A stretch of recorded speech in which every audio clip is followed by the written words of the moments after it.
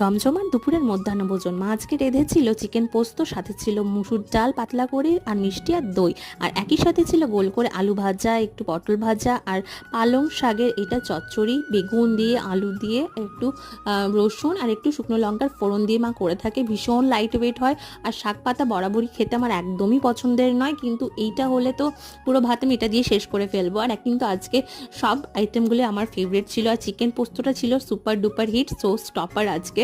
কারণ চিকেন পোস্ত মায়ের হাতে উফ, সেই স্বাদ, এই স্বাদের কোনো ভাগ হয় না। আর এই স্বাদ অন্য কেউ আমার মনে হয় ক্রিয়েটও করতে পারবে না, আমার এতটাই পছন্দের। পুরো ভাত আমার এটা দিয়ে শেষ হয়ে যাবে।